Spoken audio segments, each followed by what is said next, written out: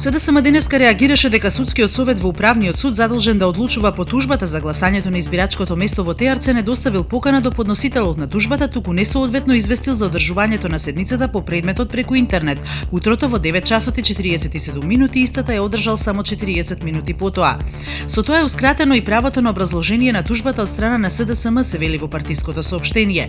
Управниот суд пак одговори дека на двете официјални веб страни на судот било јавно објавено соопштение за закажаната седница, а исто така бил испратен имејл до партијата.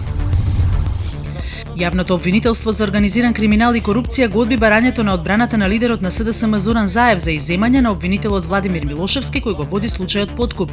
Адвокатскиот тим на лидерот на опозицијата Зоран Заев денеска на рочиштето за подкуп побара Милошевски да биде изземен од случајот, додека специјалното јавно обвинителство не се изјасни за кривичната пријава што тие ја поднеле против него пред повеќе од една година. Милошевски се товари за злосторничко здружување, злоупотреба на посебни истражни мерки, повреда на правото на одбрана и недоставување на списите за преземените мерки.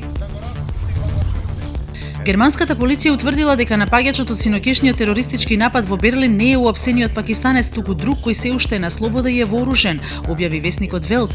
Во првичната реакција на нападот, германската канцеларка Ангела Меркел порача дека случајот ќе биде истражен и расветлен до детаљ, а напаѓачите ќе бидат максимално казнети согласно германските закони.